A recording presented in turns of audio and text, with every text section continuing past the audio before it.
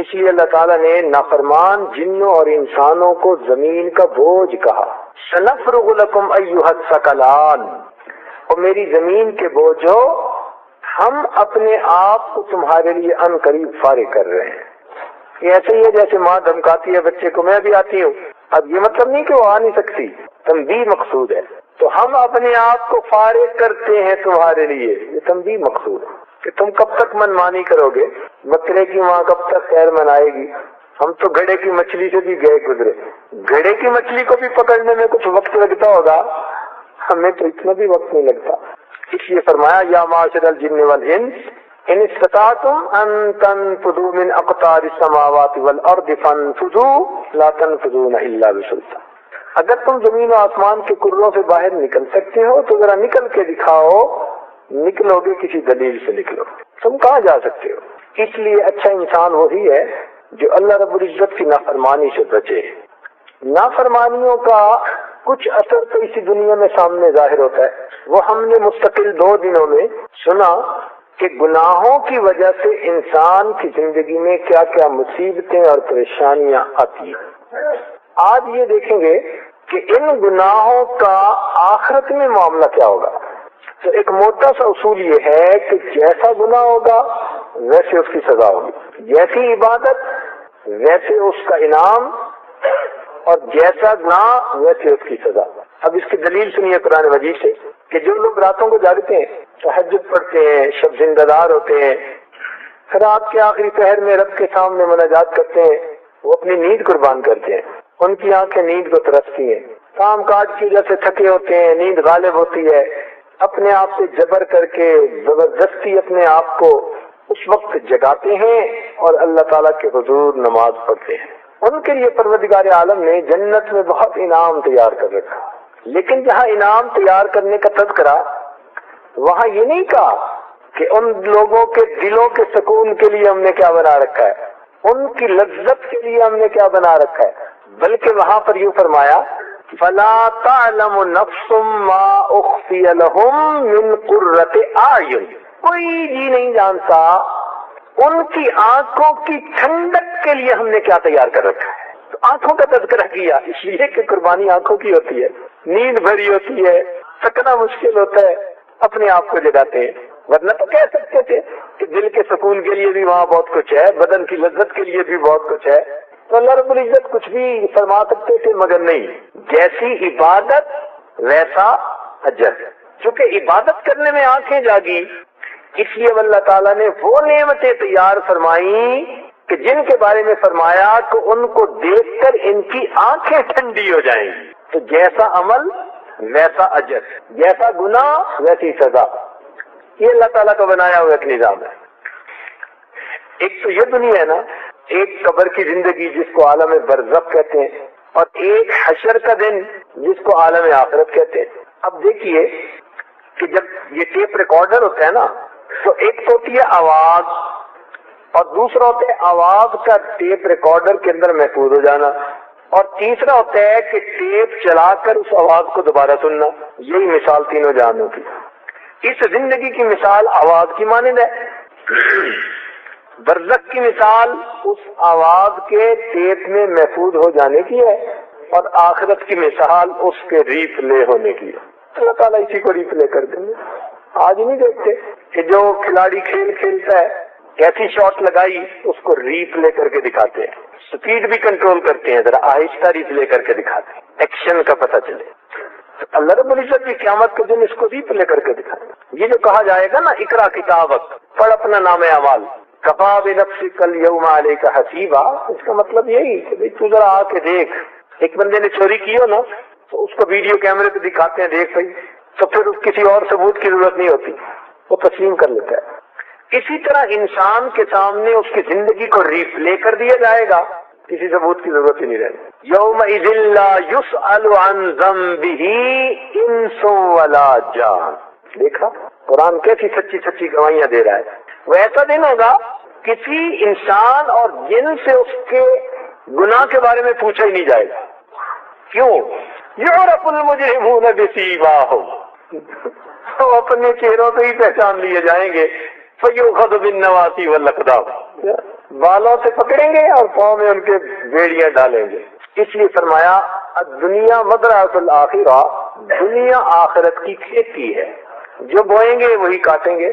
گندم از گندم برویت جو دے جو از مکافات عمل غافل مشاء، جو گندم بوتا ہے وہ گندم کاٹتا ہے، جو جو بوتا ہے وہ جو کاٹتا ہے۔ آج جو بوئیں گے کل وہی کاٹیں گے۔ کبھی نہیں ہوتا کہ کیکر بوئے اور اوپر سیب لگ جائیں۔ ہم اگر گناہ کے آج پودے بوئیں گے تو کل قیامت کے دن نیکیوں کے پھل نہیں کاٹ سکتے۔ اس لیے فرمایا فَمَن يَعْمَلْ مِثْقَالَ ذَرَّةٍ خَيْرًا يَرَهُ، جس نے ذرہ کے برابر بھی کوئی خیر کا عمل کیا ہوگا وہ بھی اس کو وہاں پائے گا، اور جس نے ذرہ کے برابر بھی کوئی شر کا عمل کیا ہوگا وہ بھی اس کو پائے گا۔ اور یہ بات سمجھ میں آتی ہے۔ دیکھیں آپ کو ایک مثال سے سمجھائیں۔ سائنس نے اس وقت ایسے ستار ڈھونڈ لیے ہیں جو زمین سے 300 سال نوری سال کے فاصلے پر ہے۔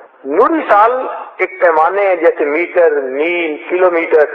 لائٹ ایک سال کے اندر جتنا فاصلہ طے کرتی ہے اس کو نوری سال کہتے ہیں۔ اب جب ایک سیکنڈ کے اندر لاکھوں میل کر جاتی ہے تو پھر ایک سال میں کتنا کرتی ہوگی؟ تو ایسے ستارے ڈھونڈ لیے ہیں سائنسدانوں نے جو زمین سے 300 سال کے فاصلے پر ہے۔ مگر فرق کیا ہے؟ فرق یہ ہے کہ اس ستارے سے جو روشنی چلی تھی اس کو زمین پر آنے میں 300 سال لگ گئے۔ تو 300 پہلے چلی تھی، 300 سال پہلے، آج زمین پر آئی اور آج نظر آنے لگے ہوں۔ کیا مطلب کہ آج اگر یہ محفل یہاں موجود ہے تو یہ لائٹ ریفلیکٹ ہو کر اگر اوپر جائے تو اس ستارے پر پہنچنے میں اس کو 300 سال لگیں گے۔ یعنی اگر وہاں کوئی بندہ بیٹھا دیکھ رہا ہو تو 300 سال کے بعد وہ دیکھے گا کہ نور مسجد کے اندر یہ محفل سجی ہوئی ہے، کیونکہ روشنی 300 سال بعد پہنچے گی۔ اب اس کا یہ مطلب ہوا کہ آج اگر وہاں کوئی بندہ بیٹھا ہو تو آج سے 300 سال پہلے زمین پر جو کچھ ہوا وہ اس کو آج نظر آ رہا ہوگا۔ تو اگر یہ 300 سال بعد نظر آ سکتا ہے تو اسی کلوز سرکٹ کو اللہ ایسا کر دیں کہ قیامت کے دن سب کی لائٹ ان کے سامنے، تو اپنی زندگی کا ریپلے خود دیکھیں گے کہ نہیں دیکھیں گے؟ اپنی آنکھوں سے سب کچھ دیکھیں گے، کہہ نہیں سکیں گے کہ یہ جھوٹ ہے، الزام ہے، فلاں ہے۔ اپنی آنکھوں سے دیکھیں۔ نبی علیہ السلام نے ارشاد فرمایا، آپ کی عادت مبارکہ تھی کہ فجر کی نماز کے بعد تشریف رکھتے تو صحابہ کرام سے پوچھتے ہوئے کسی نے خواب دیکھا، تو نبی علیہ السلام کبھی خود بھی خواب دیکھتے تو آپ بتایا کرتے تھے۔ انبیاء کرام کے خواب بھی سچے ہوتے ہیں۔ ایک مرتبہ نبی علیہ السلام نے فرمایا کہ میں نے خواب دیکھا کہ ایک شخص لیٹا ہوا ہے اور کوئی دوسرا اس کا سر پتھر سے کچل رہا ہے۔ پھر ایک اور شخص کو دیکھا کہ وہ بھی سیدھا لیٹا ہوا ہے اور دوسرا شخص ایک زنبور سے، چاقو سے اس کے چہرے کے ایک طرف چیرتا ہے اور ابھی وہ ٹھیک نہیں ہوتا کہ پھر دوسری طرف سے چیرتا ہے۔ پھر میں نے آج کا ایک تنور دیکھا جس میں بہت سارے مرد اور عورت جل رہے تھے مگر سب کے سب ننگے تھے۔ اس سے آگے میں نے خون کی ایک نہر دیکھی، اس میں ایک آدمی ڈبکیاں کھا رہا ہے، تیر رہا ہے، کنارے پہ آنا چاہتا ہے۔ جب وہ قریب آتے ہیں نا تو ایک آدمی پتھر اس کے سر پہ دے مارتا ہے، سر سے پتھر لگتے ہی وہ پیچھے چلا جاتا ہے اور پھر ڈبکیاں کھاتا ہوا پھر آنے لگتا ہے، پھر یہ پتھر مارتا ہے۔ آگے میں نے دیکھا تو ایک جگہ بہت زیادہ آگ دیکھی۔ میں نے دیکھا ایک شخص ہے جس کی شکل بہت ڈراؤنی ہے، دیکھ کے بندے کو ڈر لگے، ایسی ڈراؤنی شکل کبھی دیکھی نہیں۔ وہ آگ جلا رہا ہے اور آگ کے گرد گھوم رہا ہے، اس کے چہرے پہ کوئی ہمدردی کا نشان نہیں، اجنبیت ہے۔ جب اس سے آگے گئے تو میں نے دیکھا کہ ایک بہت بڑا باغ ہے، اس میں ایک لمبے قد کا آدمی ہے جس کے گرد بہت سارے بچے بیٹھے ہوئے ہیں۔ پھر آگے جا کر دیکھا تو ایک بہت اونچے اور خوبصورت درخت کو دیکھا، تو جو دو شخص مجھے دکھا رہے تھے سب کچھ کہنے لگے اس درخت پہ چڑھ جائیے۔ میں جو درخت پہ چڑھا تو چڑھتے چڑھتے اوپر جا کر میں نے ایک شہر آباد دیکھا، ایسا شہر کہ جس کے مکان کی دیواریں سونے اور چاندی کی اینٹوں سے بنی ہوئی تھی۔ شہر کے دروازے پر پہنچے تو اسے کھولا گیا، اندر چند آدمی ملے، ایک کا بدن آدھا خوبصورت ہے اور آدھا جلا ہوا ہے۔ تو جو لے جا رہے تھے انہوں نے اس کو کہا کہ میاں تم غسل کر لو، انہوں نے غسل کیا تو ان کا جلا ہوا حصہ بھی ٹھیک ہو گیا۔ اوپر دیکھا تو سفید بادل کی طرح ایک محل نظر آیا۔ میں نے پوچھا یہ کیا ہے؟ انہوں نے کہا جنت عدن ہے، اور وہ دیکھو کہ وہ تمہارا گھر ہے۔ میں نے اپنا گھر دیکھنا چاہا تو انہوں نے کہا کہ ابھی وقت نہیں آیا، آپ اس میں کچھ عرصے کے بعد جائیں گے۔ فرماتے ہیں میں نے ان سے پوچھا بھئی یہ سارے منظر میں نے کیا دیکھے؟ تو انہوں نے کہا کہ جس بندے کو آپ نے سب سے پہلے دیکھا کہ لیٹا ہوا ہے اور اس کا سر پتھر سے کچلا جا رہا ہے، یہ وہ بندہ تھا کہ جو صبح کو سویا رہتا تھا اور نماز کو قضا کر دیتا تھا، اس لیے اس کے سر کو کچلا جاتا ہے، سویا ہوتا تھا، اس کی نیند ہی نہیں کھلتی تھی۔ دوسرا جس شخص کو آپ نے دیکھا کہ اس کے ہونٹ سے اس کے رخسار کو چیرا جا رہا ہے، یہ جھوٹ بولنے والا انسان تھا، اور ایک فرشتہ اس کے منہ کو چیرتا تھا اس لیے کہ یہ جھوٹ بولتا تھا۔ تیسرے جس بندے کو دیکھا کہ وہ خون کی نہر میں یہ سود کھانے والا تھا جو ڈبکیاں لے رہا تھا، اور دوسرا بندہ اس کے سر پہ پتھر مار رہا تھا اس کو سزا دینے کے لیے۔ پھر آگے آپ نے جس کو دیکھا کہ وہ آگ جلا رہا ہے تو وہ جہنم کا داروغہ مالک تھا جو فرشتہ ہے، اور جب سے وہ پیدا ہوا اور جہنم پہ اس کی ڈیوٹی لگی وہ کبھی ہنسا نہیں ہے، کبھی نہیں ہنسا، اس لیے آپ نے اس کے چہرے کے اوپر بہت ہیبت دیکھی۔ آگے جو آپ نے باغ دیکھا تو وہ جنت تھی۔ لمبے قد کے آدمی کو دیکھا وہ ابراہیم خلیل اللہ علیہ السلام تھے۔ بچوں کو جو دیکھا تو وہ ایمان والوں کی چھوٹی اولاد جو بچپن میں فوت ہو گئے ان کے گرد بیٹھے ہوئے تھے۔ یہ جو شہر آپ نے دیکھا یہ جنت عدن، اور محل جو دیکھا یہ آپ کا ہے، مگر آپ اس میں کچھ عرصے کے بعد داخل ہوں گے۔ تو میں نے پوچھا کہ وہ جو خوبصورت بدن والے اور آدھے جلے ہوئے وہ کون تھے؟ تو بتایا گیا کہ یہ آپ کی امت کے گنہگار بندے ہوں گے، یہ پل صراط سے گزریں گے تو ان کے جسم کے کچھ حصے کو جہنم کی آگ جلائے گی، تو یہ نہر حیات ہے، جب یہ اس میں غسل لیں گے تو اللہ تعالیٰ ان کے جسموں کو پھر سلامت فرما دے۔ تو نبی علیہ السلام نے گویا اس زندگی کے نمونے کو خواب میں بھی دیکھا، معراج میں بھی دیکھا۔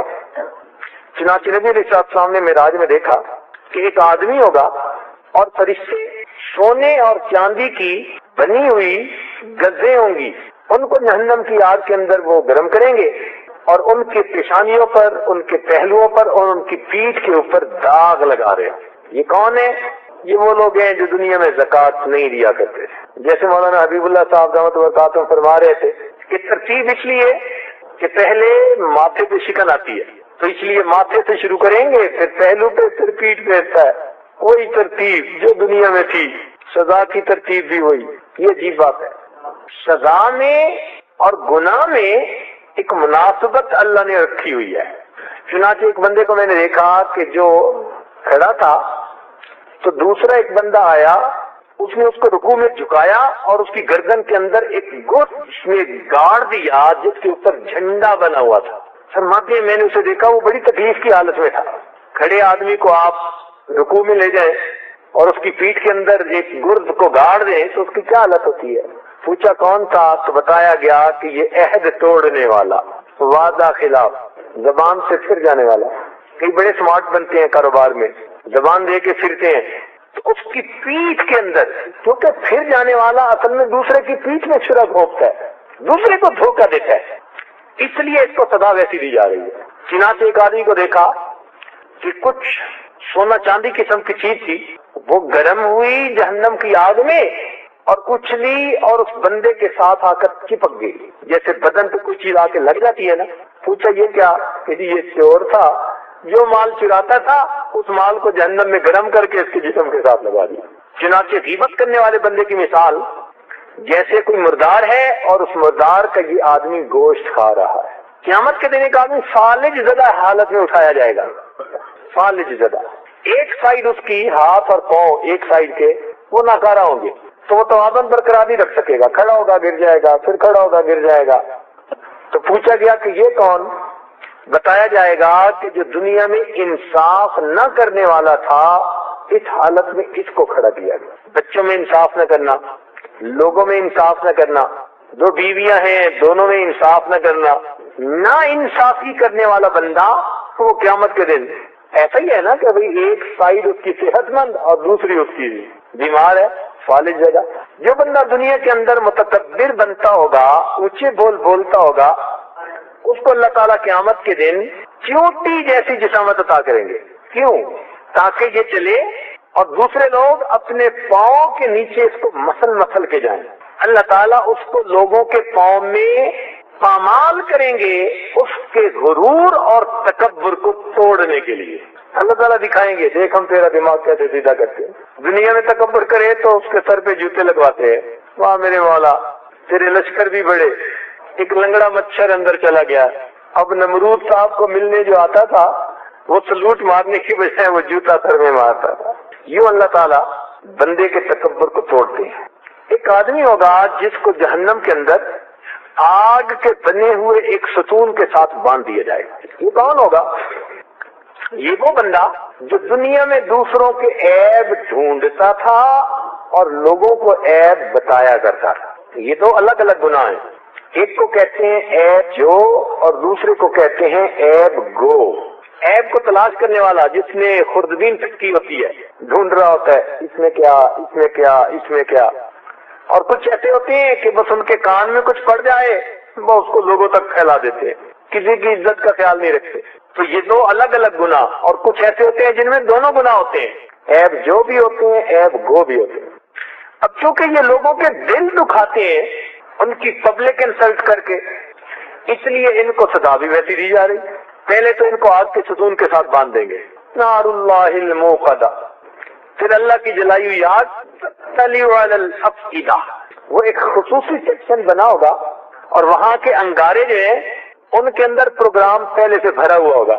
آج کل ایسے ہی ہوتا ہے نا، لیزر گائیڈڈ راکٹ پروگرام بھرا ہوا ہے، اڑتے ہیں سیدھا ٹارگٹ پر، یہ خدائی راکٹ، ایک ایک شعلہ اٹھے گا اور سیدھا اس بندے کے دل کو نشانہ بنائے گا، دل کو ٹارگٹ کرے گا۔ کیوں؟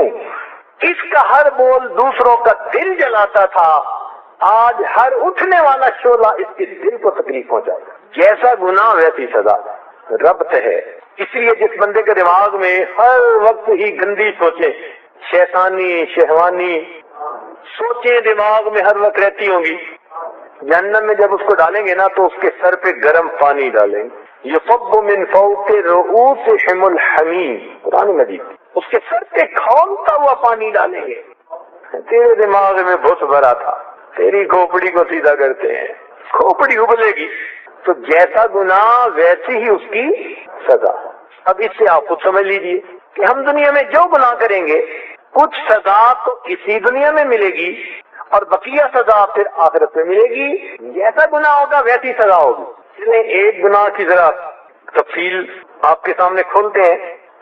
اس ساجد کو کتاب لکھنے کی ضرورت پیش آئی، حیا اور پاک دامنی، الحمدللہ اس کے 5 چیپٹر ہو چکے، بقیہ 2-3 ہیں وہ انشاءاللہ رمضان کے بعد لکھیں گے۔ تو اس چیپٹر میں ہمیں زنا کی سزا احادیث کی روشنی میں کیا ہوگی اس کو ڈھونڈنا پڑا۔ ہم نے بلا شبہ سینکڑوں احادیث ڈھونڈی، سینکڑوں احادیث درجنوں کتابوں میں سے، تو قدرتاً اس کی ہم نے ایک ترتیب بنائی کہ اس کی سزا دنیا میں کیا ہے، آخرت میں کیا ہے۔ چونکہ نوجوانوں کا مجمع ہے اور یہ گناہ ویسے بھی عام ہے، اس لیے یہ مثال آج کی اس محفل کے لیے زیادہ موضوع ہوگی، تو یہ آئے گی تو اس کتاب میں، مگر آپ سے موقع کی مناسبت سے ذرا اس کی تفصیل کر دینی وہ زیادہ ضروری ہے تاکہ بات کھل جائے کہ جیسا گناہ ویسی سزا ملے گی۔ اللہ تعالیٰ فرماتے ہیں بئس ما قدمت لہم انفسہم ان سخط اللہ علیہم، ان پر اللہ کا غصہ ہوگا، وفی العذاب ہم خالدون، ہمیشہ ہمیشہ عذاب میں رہیں گے۔ اب ظاہر دیکھنے میں عجیب سی بات لگتی ہے کہ بھئی زنا کیا تو محدود وقت کا گناہ ہے اور ہمیشہ ہمیشہ کی سزا، جی اس میں مناسبت ہے۔ پہلی بات تو یہ کہ دنیا میں اس کے 3 نقصان ہوتے ہیں۔ ایک نقصان یہ کہ چہرے کی رونق ختم ہو جاتی ہے، چنانچہ زانی انسان کے چہرے کے اوپر نور نہیں رہتا، وحشت ہوتی ہے۔ دوسری بات، اس سے انسان کے رزق میں تنگی آتی ہے، رزق حلال میں، حرام کی بات نہیں، حرام تو جہنم میں جانے کا سبب ہے، رزق حلال میں تنگی آ جاتی ہے۔ اور تیسرا، اس سے بندے کی افیکٹو عمر وہ گھٹ جاتی ہے، جوانی میں بوڑھا ہو جاتا ہے۔ جیسے بعض نوجوان ابھی 30 سال عمر نہیں ہوتی، کہتے ہیں جی لو بیک کی پین ہے، جوانی کیسی بھائی، لو بیک کی پین، 30 سال کی عمر، بوڑھوں کی طرح پھر رہے ہوتے ہیں۔ آخرت کے نقصان کہ اس بندے کا حساب سخت لیا جائے گا، اللہ تعالیٰ اس سے ناراض ہوں گے اور وہ ہمیشہ ہمیشہ دوزخ میں رہے گا۔ اب اس ہمیشہ ہمیشہ سے مراد یہ نہیں ہے کہ ہمیشہ کے لیے رہے گا، بلکہ اتنا لمبا رہے گا کہ یوں محسوس ہوگا ہمیشہ ہمیشہ یہاں رہے گا، اتنا لمبا عرصہ عذاب ہوگا۔ اب اس کی سزا جو حدیث میں بتائی گئی ذرا وہ سن لیجئے، جیسا گناہ اور ویسی، بولیے ذرا، جیسا گناہ ویسی سزا۔ سب سے پہلی بات کہ یہ آدمی دنیا میں غیر محرم کے لیے اپنا چہرہ سجاتا تھا، عورت ہے تو وہ مرد کے لیے سجاتی ہے اپنے چہرے کو، مرد ہو تو وہ عورت کے لیے سجاتا ہے۔ کیونکہ یہ ایک دوسرے کے لیے چہرے کو سجاتے تھے، لہذا قیامت کے دن ان کو پہلی سزا یہ ملے گی کہ یہ اللہ کے سامنے سیاہ چہروں کے ساتھ اٹھائے جائیں گے، کالے چہروں کے ساتھ اٹھائے، وہ ہم فیہا کالہون، جہنم میں بھی چہرے کالے، قیامت کے دن بھی کالے۔ تو سب سے پہلا گناہ، جس دن وجوہ یومئذ، یوم تبیض وجوہ وتسود وجوہ، جس دن کچھ چہرے سفید ہوں گے اور کچھ چہرے سیاہ ہوں گے، تو یہ جہنمی اس دن سیاہ چہرے کے ساتھ اللہ کے سامنے کھڑا ہو جائے۔ پہلی اس کی نشانی۔ دوسری نشانی کہ یہ غیر محرم کے چہرے کو محبت کی نظر سے دیکھتے تھے، ہوس کی نظر سے دیکھتے تھے۔ نتیجہ کیا نکلے گا کہ قیامت کے دن ایک تو چہرے سیاہ ہوں گے اور دوسرا چہرے کے گوشت کو نوچ لیا جائے گا، جیسے چہرے کا گوشت کو نوچ لیتا ہے نا۔ تیسری کہ دنیا میں غیر محرم کے چہرے کو دیکھ کر ان کے چہرے کھل جاتے تھے، تعلق جو ایسا تھا۔ اس کی سزا کیا ملے گی کہ قیامت کے دن ان کے چہروں کو خاص طور پر جہنم کی آگ کے اندر جلایا جائے گا۔ حدیث پاک میں یہ مستقل بات لکھی ہے کہ جہنمی تو ویسے ہی آگ میں جلے گا، مگر آگ اس بندے کے چہرے کو خصوصاً جلائے گی اور اس کو مشتعل کر دے گی، اس کو بالکل جلا کے سرخ کر دے گی۔ دنیا میں غیر محرم کے ساتھ دل لگی کی باتیں کرتا تھا، اس کی سزا کیا ہوگی کہ یہ قیامت کے دن روتا ہوا اٹھے گا، روتا ہوا اٹھتا ہے نا۔ دنیا میں غیر محرم سے مذاق کیا کرتا تھا، سزا کیا ہوگی؟ قیامت کے دن پیٹتا ہوا اٹھے گا۔ ایک ہوتا ہے نا بندے کے آنسو بہ رہے ہوتے ہیں، یہ رونے والا، ایک ہوتا ہے جو اپنے سر پہ کچھ ہاتھ مار رہا ہوتا ہے، چیخ رہا ہوتا ہے، یہ پیٹنے والا بھی ہے۔ تو یہ روئے گا بھی، چلائے گا بھی، دو علیحدہ علیحدہ سزائیں۔ اس لیے کہ یہ باتیں بھی کرتا تھا، مذاق بھی کرتا تھا، دل لگی کی باتیں تھی، اس ہنسنے کے بدلے آج اس کو رونا پڑ گیا۔ چنانچہ غیر محرم سے ملاقات کر کے یہ دیکھ کے اس کو خوشی ہو جاتی تھی، نتیجہ کیا ہوگا کہ یہ قیامت کے دن غم زدہ حالت میں اللہ کے سامنے کھڑا کیا جائے گا۔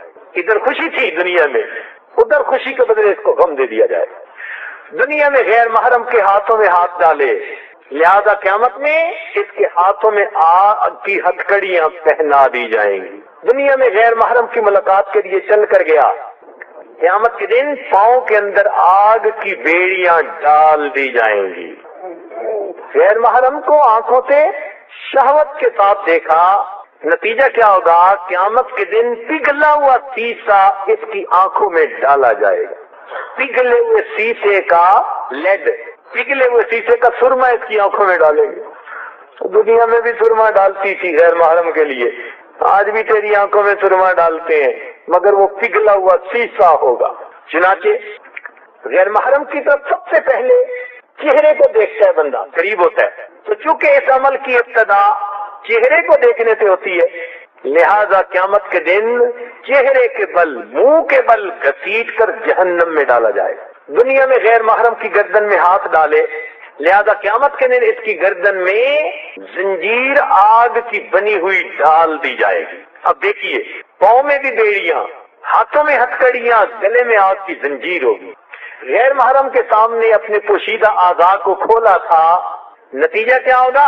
قیامت کے دن اس کو تارکول کا گرم لباس پہنا دیا جائے گا۔ تارکول جس سے سڑکیں بنتی ہیں، یہ گرم اور کہیں لگ جائے تو جگہ کو جلا کے رکھ دیتا ہے۔ تارکول کا بنا ہوا لباس گرم جہنم کی آگ میں اس بندے کے جسم سے پہنا دیا، تو اس کا انڈر ویئر پہن ذرا۔ چنانچہ دنیا میں غیر محرم سے اس نے اپنی جنسی پیاس بجھائی، اس کی سزا کیا ہوگی کہ یہ قیامت کے دن پیاسی حالت میں اٹھایا جائے گا۔ پیاس لگی ہوئی ہوگی اس کو، جنسی پیاس بجھاتا تھا، آج پیاسا کھڑا کیا جائے گا۔ دنیا میں غیر محرم کی وجہ سے اس کے پوشیدہ اعضاء میں جنسی طوفان اٹھتے تھے، شہوت ابھرتی تھی، قیامت کے دن اللہ رب العزت ان کی شرمگاہوں کو جہنم کی آگ میں دہکائیں گے۔ دنیا کے اندر زنا کے ذریعے اس نے اپنے جسم کے اندر سے جو شہوت والا مادہ ہے اس کو نکالا تھا، اس کی سزا کیا ملے گی کہ ان کی شرمگاہوں سے جہنم میں اتنی بدبودار ہوا نکلے گی کہ دوسرے جہنمی بھی تنگ آ کر ان پر لعنتیں کریں گے، کہ دوسرے جہنمی بھی اس بدبودار ہوا سے تنگ آ کر ان کے لیے لعنتیں کریں گے۔ دنیا میں غیر محرم کے بالوں میں انگلیاں پھیری تھی، قیامت کے دن بالوں کے ذریعے سے پکڑ کے ان کو جہنم میں لٹکا دیا جائے گا۔ چنانچہ بعض روایات میں ہے کہ غیر محرم نے پستان پر ہاتھ لگائے، ایسی فاحشہ عورت کو جہنم میں پستانوں کے بل لٹکایا جائے گا۔ حدیث پاک میں غیر محرم کو کیوں اختیار دیا اس جگہ پر؟ چنانچہ دنیا میں غیر محرم کے جسم کی مہک سونگی تھی، نتیجہ کیا ہوگا کہ جہنمی آدمی کے جسم سے بدبو آ رہی ہوگی۔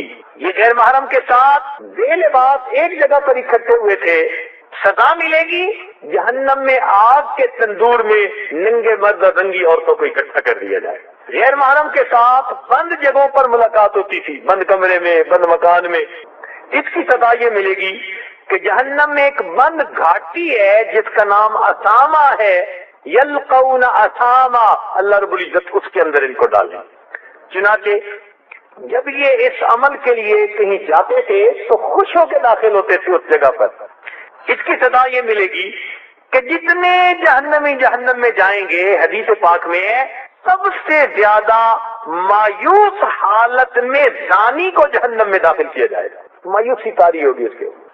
عام طور پر اس گناہ کی ابتدا بوسے سے لی جاتی ہے۔ حدیث پاک میں ہے اللہ تعالیٰ ان پر ایسے سانپ مسلط کریں گے جو ان کے ہونٹوں سے ان کو کاٹنا شروع کریں گے۔ حیران ہو گئے حدیث پاک پڑھ کر، ایسا سانپ متعین کریں گے جو ان کے جسم کو ہونٹوں سے کاٹنا شروع کرے گا۔ چنانچہ غیر محرم کے سامنے اپنا پوشیدہ بدن کھولا تھا، اس کی سزا یہ ملے گی کہ جہنم میں ان کو ننگی حالت میں اکٹھا کر دیا جائے گا۔ دنیا میں لوگوں سے چھپ چھپ کے یہ عمل کرتے تھے، ماں باپ کو پتہ نہ چلے، بیوی کو پتہ نہ چلے، کمیونٹی کو پتہ نہ چلے، دنیا میں لوگوں سے چھپ چھپ کے زنا کرتے تھے۔ اس کی سزا ہوگی اللہ تعالیٰ زانی کو قیامت کے دن سب لوگوں کے سامنے کھلے عام رسوا فرما دیں گے، بتایا جائے گا کہ یہ زانی ہے، سب لوگوں کو بتایا جائے گا۔ یہ منادی کیوں کی جائے گی؟ دنیا میں چھپ کے کرتے تھے، ہم ذرا سب کے سامنے کھول دیتے، سب میں ساری مخلوق کے سامنے بے عزت کر دیں گے۔ دنیا میں لوگوں کو جھوٹ بول کر مطمئن کر دیتے تھے، کسی کو پتہ چل جاتا تھا نا، بھائی کو پتہ چل گیا جس کا کہیں افیئر ہے، اس نے سمجھانے کی کوشش کی، جھوٹ بولا ہی نہیں یہ تو ایسا ہی ہے۔ بیوی کو پتہ چل گیا، اس نے کہنے کی کوشش کی، اب تمہیں ایسے ہی وہم ہو گیا ہے۔ اچھا تو جھوٹ بول کے مطمئن کرنے کی دنیا میں کوشش کرتے تھے۔ اس کی سزا کیا ہوگی؟ حدیث پاک میں کہ جہنمی سے قیامت کے دن زانی سے اللہ تعالیٰ اس کے بارے میں پوچھیں گے، یہ وہاں بھی جھوٹ بولے گا، یہ وہاں بھی جھوٹ بولے گا کہ یہ تو فرشتوں نے لکھ دیا، میں نے تو کچھ نہیں کیا۔ حدیث پاک میں آتے ہیں اللہ تعالیٰ اس کی زبان پہ مہر لگا دیں گے اور اس کے اعضاء کو کہیں گے کہ تم گواہی دو، پھر اس کے جسم کے اعضاء سارے کے سارے اس کے گناہ پر گواہی دیں گے، اللہ تعالیٰ مخلوق کے سامنے اس کو رسوا کریں گے، دیکھ تمہارا جھوٹ ہم نے کیسے کھولا۔ تو دنیا میں تو جھوٹ سے ہم مطمئن کر لیتے ہیں لوگوں کو، اللہ تعالیٰ کے سامنے تو جھوٹ نہیں چل سکے۔ دنیا کے اندر غیر محرم کے حسن و جمال کی تعریفیں کرتے تھے، یہ گناہ تعریفوں کے بغیر نہیں چلتا، تعریفوں سے ہی کام بنتا ہے۔ ایسی تعریفیں کہ دوسرے کے جسم سے گندی ہوا بھی خارج ہو تو جی مشکل خوشبو آ رہی ہے۔ تو چونکہ ناجائز تعریفیں کرتے تھے، اس کی سزا یہ ملے گی کہ قیامت کے دن ان کے اوپر جہنمی لوگ لعنتیں کریں گے۔ وہ حسن و جمال کی تعریفوں کی بجائے سارے جہنمی لعنتیں برتا رہے ہیں۔ چنانچہ یہ غیر محرم کو سلام بھیجا کرتے تھے، تحفے بھیجا کرتے تھے، حدیث پاک میں آتا ہے اس کی سزا ہوگی اللہ تعالیٰ کی طرف سے ان کو لعنت کے تحفے آیا کریں گے، اللہ تعالیٰ بھی لعنت بھیجیں گے۔ چنانچہ غیر محرم کے جسم کے بوسے لیے اس کی سزا ملے گی کہ سانپ ان کے جسم کے مختلف اعضاء کو اسی طرح کاٹے گا اور ان کو کھائے گا۔ اور ایک عجیب بات کہ یہ زنا ایسا جرم ہے کہ اس کی لذت جسم کا ایک ایک ٹشو پاتا ہے، ہر انگ میں اس کا مزہ انسان محسوس کرتا ہے. لہذا اس کی سزا کیا ہوگی؟ قیامت کے دن اللہ تعالیٰ ایک وادی میں بچھوؤں کو جمع فرمائیں گے. اس بندے کو اس میں دھکا دے دیا جائے گا، وہ بچھو اس کے اوپر اس طرح چمٹیں گے جیسے شہد کے چھتے پر شہد کی مکھیاں ہوتی ہیں. ہر بچھو ہر ٹشو کے اندر ڈنگ مارے گا. ایک ایک ٹشو نے مزہ پایا تھا، آج ایک ایک ٹشو کو زہر کے ساتھ دردناک عذاب دیا جائے گا. چنانچہ دنیا میں اس نے غیر محرم کے جسم پر اختیار پایا، تبھی تو زنا کا مرتکب ہوا. اس کے جسم پر اختیار پایا، اس کا نتیجہ کیا ہوگا کہ قیامت کے دن اس غیر محرم کے شوہر کو اللہ تعالیٰ اس کی نیکیوں پر اختیار عطا فرما دیں گے. چنانچہ اس کے شوہر کو کہیں گے تو جتنا چاہتا ہے اب اس کی نیکیوں میں سے لے لے، اور اس دن کوئی نیکیوں کو پیچھے نہیں رہنے دے گا. لہذا اگر کسی کی بیوی سے زنا کیا تو اس کا خامد اس کے پورے نیک اعمال لے گا اور اپنے گناہ اس کے سر کے اوپر دے گا. اسی لیے غیر محرم پر سواری کی نتیجہ کیا ہوا کہ شوہر کے گناہوں کا بوجھ اس کے سر کے اوپر لادا جائے.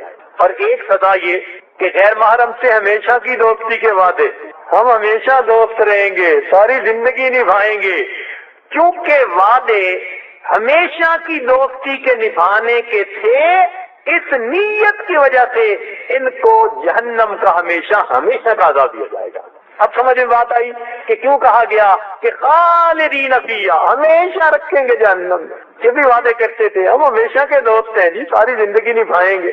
اور پھر آخری سزا یہ کہ دنیا میں غیر محرم سے ہم کلامی کے مزے لیتے تھے، اس کی سزا یہ ملے گی قیامت کے دن اللہ تعالیٰ زانی کے ساتھ ہم کلامی سے انکار فرما دیں گے.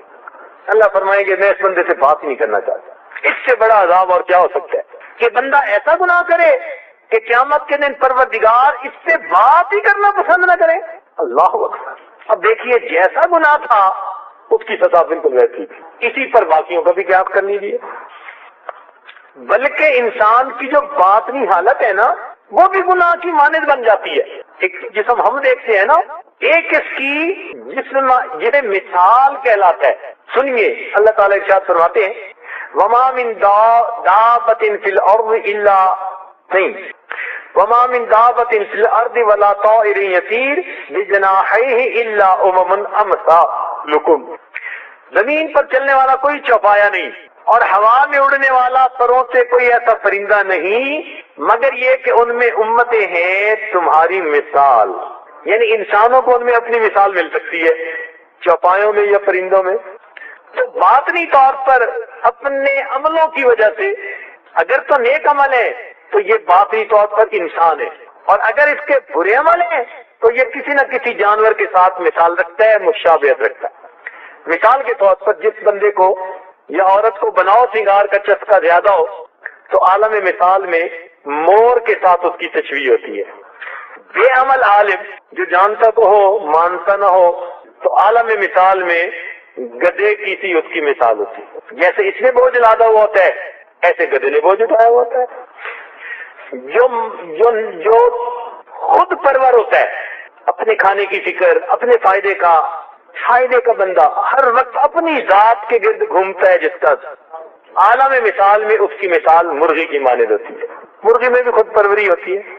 جو کینہ پرور ہوگا، جس کے دل میں دوسروں کے بارے میں نفرت، عداوت، بغض، کینہ چھپا ہوا ہوگا، یہ آدمی عالم مثال میں اونٹ کی شکل میں نظر آتا ہے.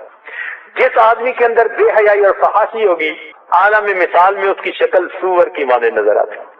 چونکہ جانوروں میں سے سور یہ ایک ایسا جانور ہے کہ جب اس کی مادہ پہ وقت آتا ہے تو کتنے ہی نر ہوتے ہیں جو اس کے ساتھ جفتی کرتے ہیں اور اس کو پرواہ نہیں ہوتی. تو یہ بے حیائی کرنے والا بندہ عالم مثال میں سور کی مانند ہوتا ہے. جس انسان کے اندر حرص اور طمع بہت ہو عالم مثال کے اندر وہ کتے کی مانند نظر آتا ہے. کتے میں طمع بہت ہوتی ہے. اوہو اتنا بڑا جانور ہے کہ 50 کتے اس کے گوشت کو کھا سکتے ہیں مگر یہ دوسرے کو قریب نہیں آنے دے گا، اکیلا کھانا چاہتا ہے. شیر بھی شیر کو مار تو دے گا، شیر کو کھائے گا نہیں. جانور ہم جنس کو مار تو دیتا ہے، کھاتا نہیں سوائے کتے کے. کتا مرے ہوئے کتے کو بھی کھا لیتا ہے. ایسا حریص ہوتا ہے. اور دنیا دار بھی اسی طرح. اسی لیے جس میں سما زیادہ ہوگی یہ بندہ قیامت کے دن یا یہ بندہ عالم مثال میں کتے کی شکل میں نظر آئے. جو بندہ دوسروں کو ایذا پہنچاتا ہوگا خواہ بخواہ دوسروں کا دل دکھانا دل جلانا، یہ بندہ عالم مثال میں سانپ اور بچھو کی مانند نظر آتا ہے. اور جس بندے کے اندر عیاری ہو، آج جس کے لیے خوبصورت لفظ ہے بڑا سمارٹ ہے، تو یہ سمارٹ صاحب مسٹر سمارٹ یہ عالم مثال میں لومڑی کی شکل میں نظر آتے ہیں. اور جو دوسروں کے عیب چنتا رہتا ہو ڈھونڈتا رہتا ہو تو عالم مثال میں مکھی کی مانند نظر آتی ہے. آپ نے دیکھا یہ گندی مکھی ہر وقت گند ڈھونڈتی ہے، سارے خوبصورت گھر کو چھوڑ کے باتھ روم میں، اتنے خوبصورت اچھی جگہوں کو چھوڑ کے ٹریش کین کے اوپر بیٹھی ہوتی ہے. اتنا خوبصورت بندے کا جسم ہوتا ہے اس کو چھوڑ کے جہاں پھوڑا ہوتا ہے وہاں بیٹھی ہوتی ہے، جہاں پیپ ہوتی ہے وہاں بیٹھی ہوتی ہے. تو چونکہ یہ بھی ہر وقت گند کی تلاش میں ہوتی ہے اور عیب جو بھی ہر وقت گند کی تلاش میں ہوتا ہے تو اس کی صورت مثال وہ نظر آتی ہے. اور اسی طرح انسان کو قیامت کے دن پھر جہنم کے اندر سزا دی جائے گی. چنانچہ علامہ ظاہری رحمۃ اللہ علیہ نے الکبائر میں ایک حدیث لکھی ہے کافی تفصیل کے ساتھ. فرماتے ہیں کہ ایک مرتبہ سیدہ فاطمہ الزہرا رضی اللہ تعالیٰ عنہ اور سیدنا علی کرم اللہ وجہہ نبی علیہ السلام کو ملنے کے لیے حاضر ہوئے تو کیا دیکھتے ہیں کہ اللہ کے محبوب زاروں قطار رو رہے ہیں، ریش مبارک آنکھوں سے تر ہو چکی. تو جب اس طرح سے دیکھا تو دونوں حیران ہو گئے. پوچھا اے اللہ کے محبوب ما یبکی، آپ کو کیا چیز رلا رہی ہے، کیوں آپ رو رہے ہیں؟ نبی علیہ السلام نے فرمایا فاطمہ میں جب معراج پر گیا تھا تو جہنم میں نے کچھ عورتوں کو عذاب ہوتے ہوئے دیکھا، مجھے یاد آ گئی امت کی عورتیں تو میں ان کی وجہ سے رو رہا. تو وہ پوچھتی ہیں اللہ کے محبوب آپ نے کیا دیکھا عورتوں کو؟ تو نبی علیہ السلام نے فرمایا کہ فاطمہ میں نے پہلی عورت کو دیکھا کہ وہ جہنم کے اندر اپنے بالوں کے ذریعے سے لٹکی ہوئی ہے، اس کا جسم جل رہا ہے اور اس کا دماغ ہنڈیا کی طرح ابل رہا ہے. اب بتاؤ بھائی، بالوں سے اگر کوئی کسی نوجوان کو بھی پکڑ لینا تو اس کے بھی آنسو آ جاتے ہیں. عورتوں کے تو بال ویسے بھی ذرا لمبے ہوتے ہیں. ہم نے دیکھا کہ معصوم بچہ بھی ماں کے بال پکڑ کے کھینچے نا تو تکلیف کی وجہ سے ماں کے آنسو نکل آتے ہیں، وہ کہے کچھ نہ، اتنی تکلیف ہوتی ہے بال کھینچنے کی. تو جب کھینچنے کی تکلیف اتنی تو اگر پورا وزن بالوں پر ہوگا اور اس پر لٹکایا جائے گا تو پھر کیا بنے گا؟ اور پھر جہنم کی آگ میں جلے گا. آپ نے دیکھا ہے یہ روسٹ کیسے ہو رہا ہوتا ہے؟ بروسٹ مشین ہوتی ہے نا جس میں آگ میں گھوم رہا ہوتا ہے، مجھے تو وہی منظر نظر آتا ہے. اللہ تعالیٰ بھی بالوں کے بل لٹکائیں گے اور نیچے سے آگ جلا کے اس کے جسم کو روسٹ کریں گے. پوچھا اللہ کے نبی کس لیے یہ سزا ہو رہی تھی؟ تو نبی علیہ السلام نے ارشاد فرمایا کہ یہ وہ عورت تھی کہ جو اپنے بالوں کو کٹواتی تھی اور بے پردہ گھومتی تھی، ننگے سر گھومتی تھی. آج کل کی نوجوان بچیوں کو دوپٹے بوجھل نظر آتے ہیں، پردہ ان کو سزا محسوس ہوتی ہے. قیامت کے دن اللہ تعالیٰ بالوں کے ذریعے سے جہنم میں لٹکائے. ذرا اپنے ہاتھوں سے اپنے بال کھینچ کے بندہ دیکھ لے کہ کیا تکلیف ہوتی ہے. تو جن کو بن سنور کے نکلنے کا شوق ہوگا نا، شیطان ذہن میں ڈالتا ہے کیا ہوتا ہے اس سے، ابھی تو عمر تھوڑی ہے، چھوٹی سی ہے. شاہ صاحب بخاری رحمۃ اللہ علیہ نے دیکھا ایک آدمی کی جوان العمر لڑکی مگر بے پردہ جاتی تھی. تو انہوں نے اس کو سمجھایا کہ بھائی بچی کو تم پردہ کرواؤ. انہوں نے کہا جی چھوٹی ہے ابھی تو منہ سے دودھ کی بو آتی ہے، چھوٹی ہے ابھی تو منہ سے دودھ کی بو آتی ہے. انہوں نے کہا اچھا بھائی دودھ پھٹنے سے پہلے خیال کر لو، پھٹ گیا تو کوئی اس کا حقدار نہیں بنے گا، دودھ پھٹ بھی تو جاتا ہے نا. اس لیے اسلام نے عورت کو پردے میں رہنے کا حکم دیا. دیکھیں پردے کے 3 درجے ہیں، پردے کے 3 درجے ہیں. پہلا درجہ قرآن پاک میں بتایا گیا وَقَرْنَ فِي بُيُوتِكُنَّ، یہ 4 دیواری کا پردہ، اپنے گھروں میں بیٹھی رہیے. گویا شرعی ضرورت کے بغیر عورت کو گھر سے باہر نکلنے سے منع فرمایا گیا. عورت کی زندگی گھر میں. وَقَرْنَ فِي بُيُوتِكُنَّ، بیٹھی رہو اپنے گھر میں، قرار پکڑو. تو عورت گھر میں رہے گی، شرعی ضرورت ہوگی تو گھر سے باہر آئے گی، ورنہ اس کی زندگی گھر میں. یہ 4 دیواری کا پردہ ہے. اور اگر گھر میں بھی رہتے ہوئے غیر محرم سے سلام کرنا پڑ جاتا ہے، کوئی بندہ پوچھنے آیا، کوئی ملنے آیا، کوئی چیز دینے آیا، تو ضروریات ہیں گھر کی، تو یہ بھی تو ضرورت ہے نا انسان کی. بیوی بچے گھر پہ ہیں یا بچے بھی نہیں تو عورت کیا کرے؟ تو اس کے لیے دوسرا درجہ فَاسْأَلُوهُنَّ مِنْ وَرَاءِ حِجَاب، حجاب کے پیچھے سے ان سے سوال کیجیے. یہ چادر کا پردہ اس کے پیچھے سے گفتگو اگر ضرورت ہے تو. بے ضرورت گفتگو سے ویسے ہی منع کر دیا. ہاں اگر ضرورت ہے تو اب کوئی چیز مانگنی بھی ہے تو پردے کے پیچھے سے مانگیے. ذَلِكَ أَطْهَرُ لِقُلُوبِكُمْ وَقُلُوبِهِنَّ.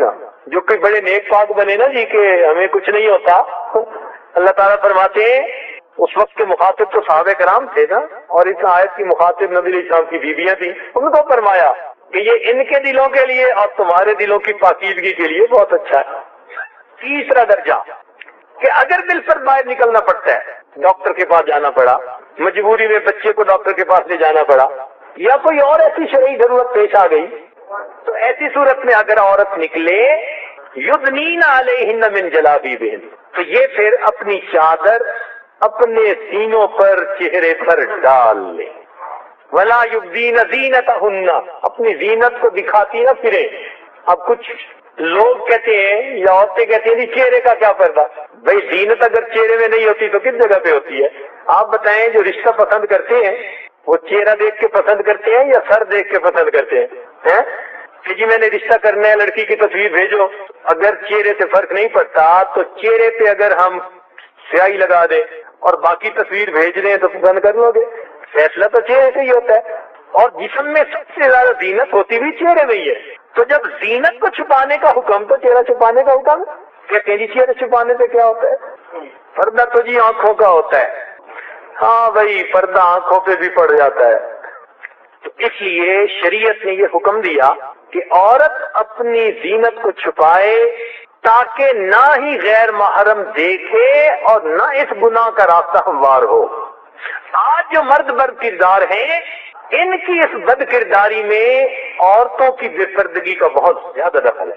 یہ حسن ہے دین اسلام کا کہ مرد کو کہا کہ آنکھیں نیچی رکھو، عورت کو کہا کہ اپنی زینت کو چھپاؤ تاکہ گناہ کا موقع ہی نہ بنے. موقع سے ہی بچا لیا. آنکھ دیکھتی ہے، دل چاہتا ہے، اور پھر شرمگاہ اس کی تصدیق کر دیتی ہے. اس میں ایک خاص بات ذہن میں رکھیے کہ کئی مرتبہ قریبی رشتے دار آ جاتے ہیں، کزن ہے، قریبی رشتے دار ہیں، وہ بھی گھر میں آ گئے. اب رشتے داری بھی بحال رکھنی پڑتی ہے. تو کچھ لوگ کہتے ہیں جی پھر ان سے کیا پردہ؟ بھائی پردہ ان سے بھی ہے، رشتے داری بھی رکھنی ہے اور پردہ بھی رکھنا ہے. عورت اگر سمجھدار ہونا تو وہ پردے میں رہ کے گھر کے کام بھی کر سکتی ہے. ہمارے جامعہ میں ایک مرتبہ ایک بچی پڑھنے آئی تو اس نے دوپٹہ لیا ہوا تھا، 10ویں کا امتحان شاید پاس کر کے آئی تھی. اس نے گھر والوں کو بتایا کہ میں غریب گھر کی بچی ہوں، میں نے حضرت کا بیان سنا، میرے دل میں بات آئی کہ میں دین کا علم پڑھوں. میرے والد کی حیثیت تو اتنی بھی نہیں کہ وہ مجھے کتاب خرید کے دے سکیں. یہ میں ان سے اجازت لے سکتی ہوں کہ میں آگے سکول پڑھنے کی بجائے مدرسے پڑھوں گی. گھر والوں نے مجھے بتایا، ہم نے کہا جی فوراً داخلہ دے دیں. ان کا جی وہ تو پردہ ہی نہیں کرتی. ہم نے کہا انشاءاللہ جامعہ میں آئے گی تو پردہ کرے گی، کیوں نہیں کرے گی.